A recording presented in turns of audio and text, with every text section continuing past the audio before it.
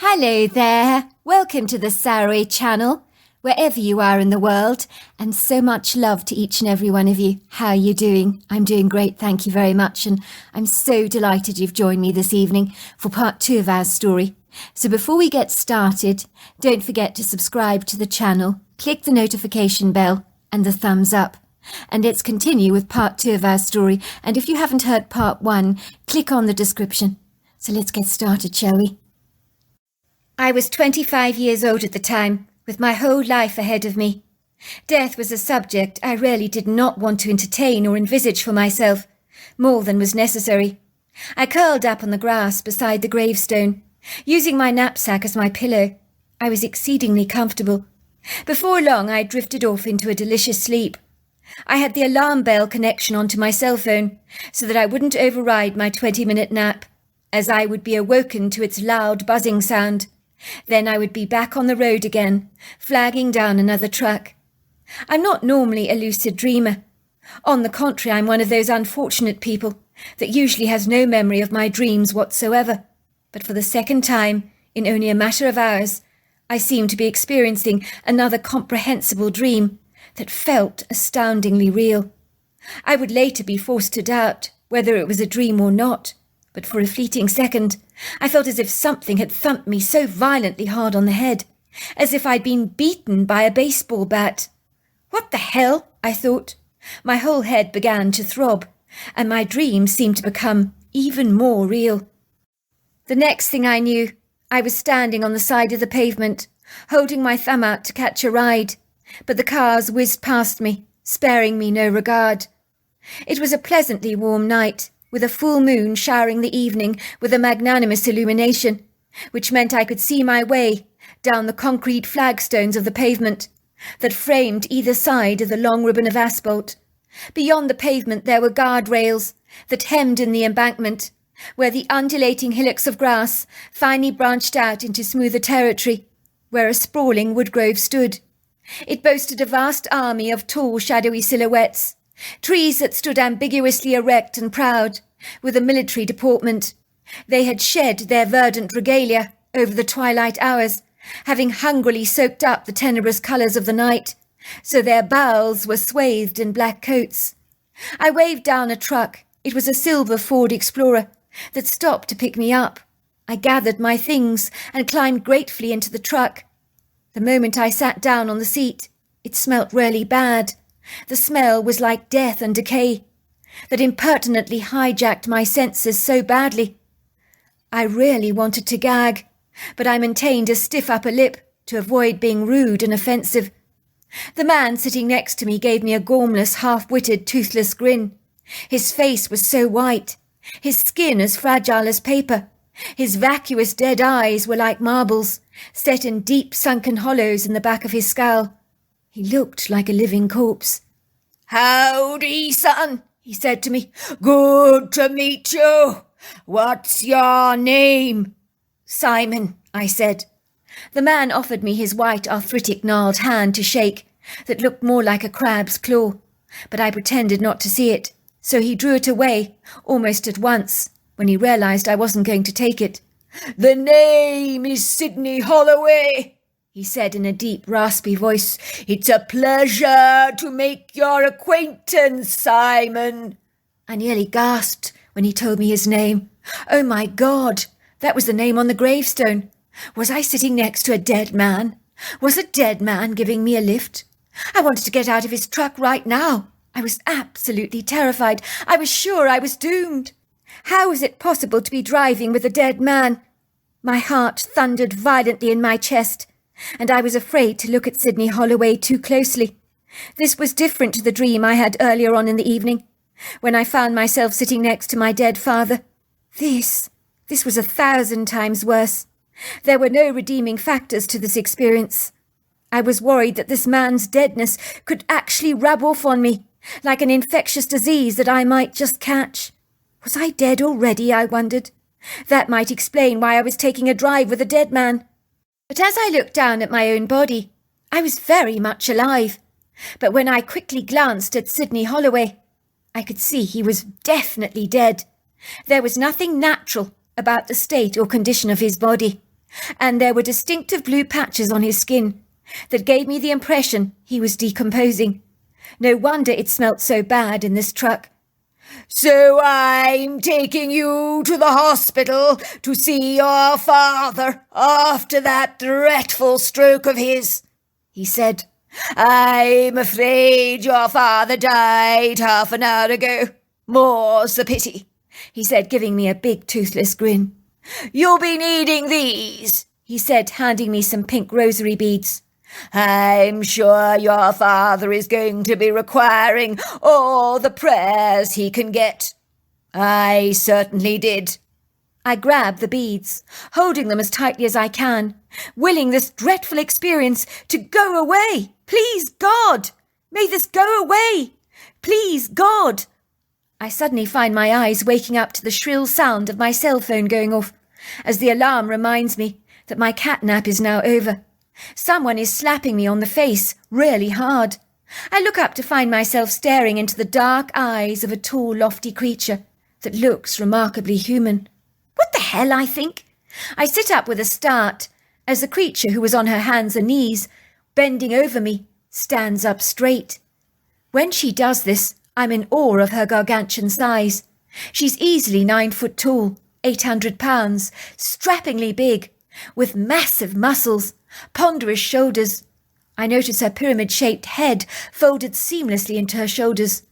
I knew at once she was a Bigfoot, although she was much more human-looking. I noticed her deep-set, dark, benevolent eyes were twinkling brightly at me, as though she was incredibly pleased to see me. She looked how you would expect a gold miner to look when they've stumbled across a plethora of gold that they hadn't suspected to uncover, and have suddenly struck it quite big by serendipitous chance and profitable good fortune. The creature lets out a loud whistle, and another Bigfoot comes rocketing over the stone wall, scaling it like a galloping horse, as if it's no hindrance at all. She charges over to me like an excitable bull in a china shop. Her unbridled enthusiasm was so contagious that I find myself grinning up at her, rather stupidly, like an idiot. The Bigfoot's mouth opens so wide, her eyes grow as round as saucers, and both creatures look at me as if I'm an unusual flower that has spouted through the earth that they have never seen before and are riveted by. The Bigfoots talk to each other excitedly, in a very strange language, backwards and forwards, backwards and forwards. I knew they were discussing me at great length. I don't think I've ever been spoken about like this before. Imati la povagana. We thought you were dead, after that man hit you on the back of your head, the Bigfoot says, looking at me earnestly. Now it's my turn to look bemused. I had no memory of anyone whacking me on the head. I do remember feeling a thump, but I thought it was part of my dreams. He pofani canabo, he sanabo. We saw him hit you with a spade when you lay down to sleep. I was astonished, not only by what the Bigfoots were telling me, but because when they spoke to me, their language was immediately downloaded into English in my head. Not even computers can do that. How they did this, I couldn't comprehend, but I knew it was not my imagination. They spoke to me as clearly as you might speak to me, only in my head. I didn't see any man, I said. He mota savanabo. He kina kolasana. He sneaked up on you, said the Bigfoot. He mokona bani. He hit you with the back of his trowel. When I saw what he did, I scared him away. He ran from the cemetery screaming. He was terrified of me. I doubt he will be coming back. Humo pathi. He moshona banasi. Aginogona. You were still. We thought you had died. But we didn't see your spirit leave your body. We were confused. We thought you must have gone very fast, been eager to get to heaven. Ho fipaf, imokosana sava, hisulabosana sila. That doesn't usually happen. When people die, they usually hang around their bodies for a while, to adjust to their spiritual change, as their body is now ethereal, not physical. They come to the realization that they are dead, and only after that they've accepted it. Then they will move on. Humorfobaki, hinosana sono, hisholavagi laga. Some people can hang around their body for days. They don't always want to leave it, you see. Sometimes they never depart, because they're afraid of what awaits them on the other side. Ho fabi salaka, himosana sage. The Bigfoots were talking to me in riddles. Nothing of what they were saying made any sense at all. I reached to the back of my head and examined it closely. Oh my God! I had blood on my fingers. "Hiboko paki safa." "He gave you quite a whack, I'm afraid," said the Bigfoot, examining the back of my head. "Hopota sinafodo." "You're going to be fine. It's only a small bump." The Bigfoot runs her warm hands across the back of my head, examines the blood on her fingers. "Yes, I think you'll be fine," she says. "I've seen worse. Hipota sana, hobogolabi." I stumble very awkwardly to my feet, pulling my haversack over my shoulders. To my horror, I discover I'm holding the pink rosary beads that Sydney Holloway had given me. You've got to be kidding me. My blood runs cold. How could this be possible? Did I really encounter that ghost of the dead man? The name on the headstone? Had I seen him? Had he handed me the rosary beads in the car? Because if it was a dream, where did they come from? "Where are you going?" asks the Bigfoot. "Hisafa Bushiline." "I need to get a lift to the hospital," I tell them. "My father is sick. I think he might actually be dead." "Hopotitasa, hopokilina." "No, he's not," said the female Bigfoot. "If your father was dead, his spirit would be here. He'd come to pick you up. But he never came. I can always see a father's energy." "Really?" I said. "Are you sure?" "Hipota, very sure." The two female Bigfoots tried to encourage me to rest at the cemetery a little longer, and they would watch over me. But I was determined to be on my way, so they carried me on their back to the main road. "Upatilono, imofolabina." "Godspeed," they said to me. "Good luck. I hope your father gets better." I thanked the Bigfoots, who remained hiding behind a tree, to ensure that I did get a lift. I couldn't believe how much these idiosyncratic creatures actually cared about me. They seemed to be genuinely thrilled that I was alive, but I was trying to get my head around the very peculiar events of the evening. None of them made any sense at all. The strange dream I'd experienced before Mrs. Thornton had phoned me to tell me that my dad was in hospital after having had a stroke. Then there was the nap that I'd had in the graveyard, where I met a dead man. And I had the rosary beads to prove it. But stranger still, I encountered two Bigfoots, astonished to find me alive, as some psychopathic lunatic had whacked me aggressively over the back of my head with a trowel, for reasons even I cannot fathom or explain, with the full intention of causing me grievous bodily harm, or even killing me. The Bigfoots claimed they'd scared him away from the cemetery. Was he offended that I was lying around Sydney Holloway's grave? Was he connected to the dead man? It was possible, I thought. None of this made any sense to me at all, and somehow I knew in my heart that it never ever would. Sometimes in life peculiar, bizarre things can happen that are beyond our understanding, and this was clearly one of them.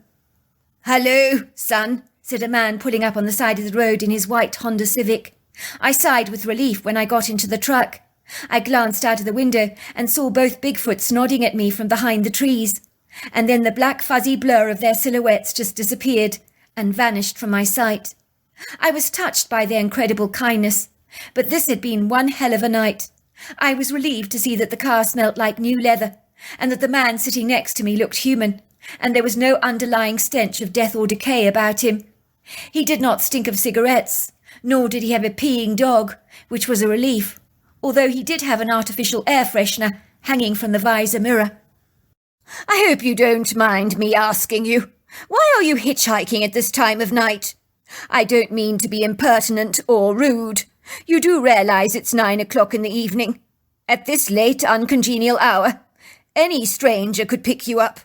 I hasten to say there's some unsavory characters out here. I'm not being funny, young man, but I'm very aware of all those 411 cases you hear about. Very disturbing they are. People going missing, never to be seen again, all over North America, vanishing off the face of the earth without a trace. If you were my son, I would be exceedingly bothered about you hitchhiking. It would be easy for you to just disappear when someone untoward picks you up, and no one would have a clue what had become of you."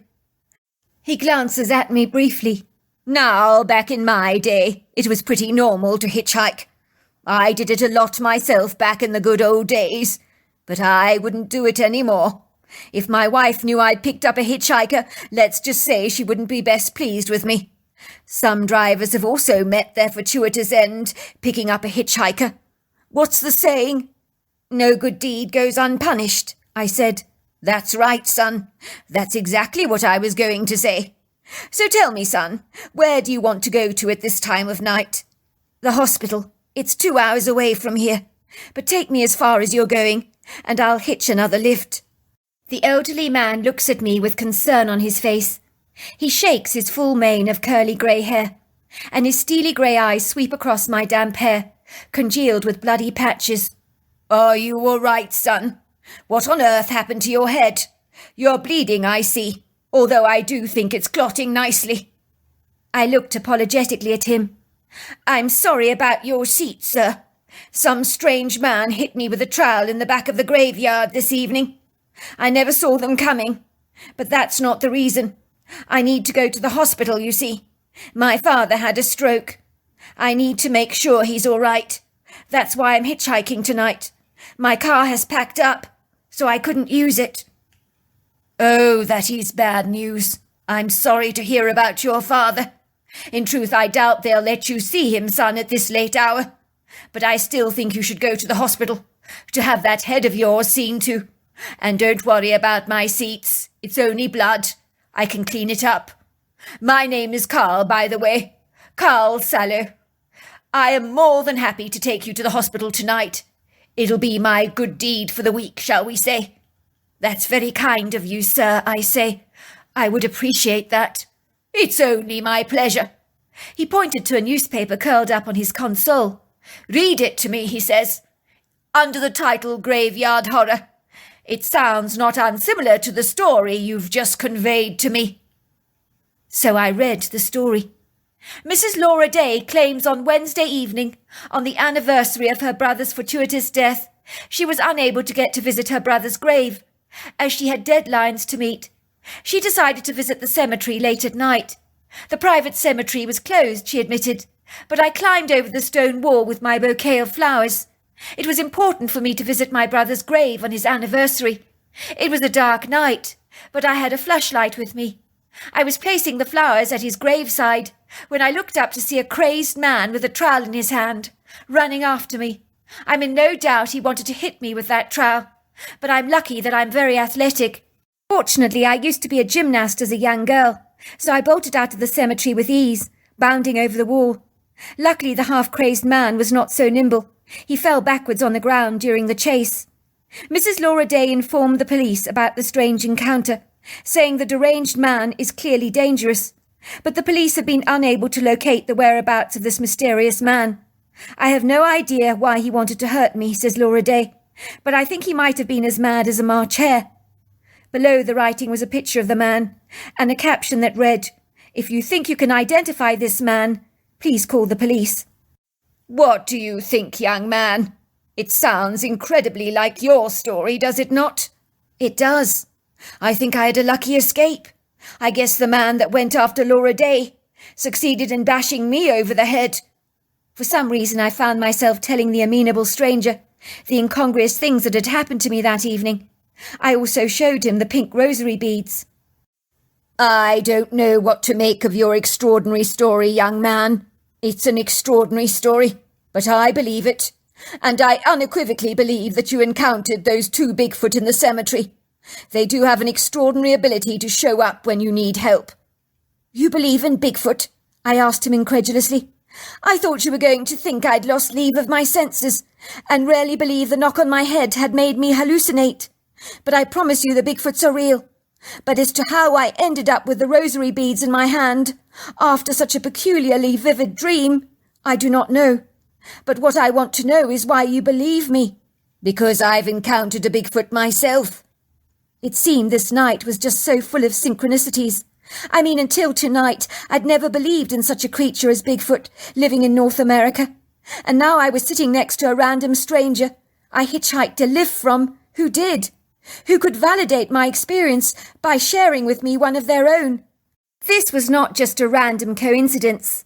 Were the Bigfoots I encountered determined that I knew that my encounter with them had definitely been real?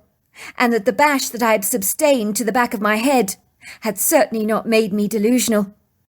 I had my encounter when I was a little boy. It didn't happen in this part of the world, actually. I was on holiday in Florida, staying with my grandparents. They lived in a swampy area surrounded by muddy marshland, known as the Everglades. We were always told not to go into that land at the back of the property, full of gators, crocodiles, snakes, mosquitoes, all kinds of unmentionables. One day I was playing on the back lawn with my sister Zita, and this monstrous crocodile, and I mean monstrous, came charging towards me from the trees that fringed the Everglades, or the wetlands if you like. I was small at the time, easy pickings for a hungry crocodile. Let's just say, these crocodiles, they can move very fast. My sister's screamings, and then suddenly this huge hairy woman emerges from nowhere. Her calves are completely covered in mud. She lunges towards the crocodile, grabbing it by the tail, so it can't move forward. She straddles the crocodile. Hands are pressed down heavily on his head. She rips open his jaws, tearing them apart with a walloping snap. Me and my sister could not believe what we were seeing with our naked eyes. She killed that crocodile as if it was a mere walk in the park. No big deal. The hairy lady was very strong. I think I must have been 8 years old at the time, but believe me, young man, you don't forget something like that in a hurry. I remember she was very tall, covered in mud, her hair tangled. It was long and dark and wet. Her face was remarkably human. She looked at me with her dark, kind eyes and asked us if we were both all right, in her strange language. Ipaki sobo okolani. Yet we understood what she was saying. We nodded. She then pulled the crocodile by the tail, dragging it through the trees back to the marsh. I guess she was going to eat it. I remember she smelled quite niffy from the marsh, but she was so nice to us. Me and my sister looked at each other in awe. You see, to us this powerful woman was like an angel sent from God. We did not find it odd that she was so different to your average human being. At that young age, you're so much more accepting of the idiosyncrasies of life. I raced back to tell our grandparents that a giant hairy lady had killed a big crocodile, but my grandparents did not believe a word of it. I remember taking great offence when you're little and you tell your elders a true story, and they refuse to believe you. It can be crushing.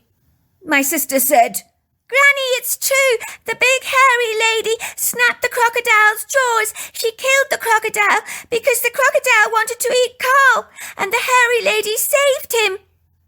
I remember my grandmother reached forward to examine our foreheads, as if we were coming down with some very strange, peculiar disease that had in some way punctured our reasoned sense of thinking. "They're both very hot," she told her husband. "I think they've got a bit of heat stroke. That's why they're saying all these very strange things. Too much sun can do strange things to the mind, and our grandkids are not used to so much heat." "But it's true," my sister protested. "It's true, Granny." She stamped her feet indignantly. "Why won't you believe us? Why won't you believe us?" "It's not that I don't believe you, sweetheart," my grandmother had said, "but it's a very hot day out there, and you've got a touch of heat stroke, that's all. And when you're hot, you can see things, sweetheart, that aren't really there." My grandparents had occasionally had crocodiles coming onto the property. It wasn't that unusual. On one occasion, my grandfather trapped one in his wheelie bin, took it right back to the marsh, dumping the creature back where it belonged. Wow, that's an incredible story, I say. "It is, isn't it, son?" Of course, years later, I was to realize we'd met the skunk ape. I do remember she didn't smell great, but she didn't stink like a skunk either. I'd hardly call her an ape. Her face was so human. Ever since that extraordinary incident, I kept my mouth tightly shut. I knew people would never believe our account. So you learn to keep your mouth shut. I would do the same if I were you, son. People might ridicule you if you tell them your story. But I know what you told me is true." Carl Sullen was true to his word. He dropped me outside the hospital, but insisted on waiting for me. "I can drop you at your father's home afterwards," he said. "I'm sure the hospital won't let you see him at this time of night. But see if you can have that head of yours looked at." "My head will be fine," I told him, "but I need to see if I can see my dad. But you're right, it's late, and if you really don't mind waiting for me, I'd be very grateful." "You can bet on it." When I walked through the hospital doors, there was a skeleton staff on duty, and a woman frowned when she saw me approach her desk. "How can I help you?" she said, with an air of sarcasm to her voice. "I'm here to see my father. He was brought in this afternoon. He had a stroke." "With the greatest of respect, son. It's 11 o'clock at night. Visiting times are now over. You can come back in the morning. We don't receive visitors at this late time. Our patients need to sleep." "No, but you don't understand," I explain, tears seeping from the corners of my eyelids. "I simply must see my father. I need to check he's all right." "I think you will find I do understand, young man. My father had a stroke. I've hitchhiked here. I left at 6 o'clock this evening. I want to see my dad desperately. Please, I want to look at him, to see if he's all right, to check he's still breathing. It's very important."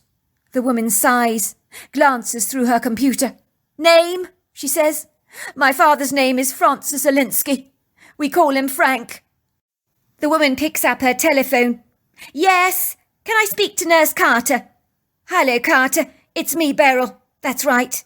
Yes, I know it's not customary to have visitors at this crazy time, but I have an overwrought young man here who hitchhiked to the hospital from a long way away. He's frantic about his father, who had a stroke this afternoon. A Francis Alinsky, who calls himself Frank. That's right. He came in this afternoon with a stroke. Is it possible for him to just pop in to see his father?" "Yes," she says into the phone. "I understand. Thank you." My heart sighs. I think she's going to tell me to bugger off and come back in the morning, but she doesn't. She's a human being, after all. "Your father's doing very well, I'm told. Just go up to the 3rd floor. Nurse Carter will be waiting for you. But you can't be more than 5 minutes, mind. I'm stepping out of a limb for you. My job could be in jeopardy, so be discreet about it. Will you hurry?" "Thank you, I will," I said. "I won't be long." I hurry towards the lifts and navigate my way to the 3rd floor. The nurse is in his scrubs. He's standing there waiting for me. He gives me a warm, friendly smile. "You hitchhiked here? I am impressed.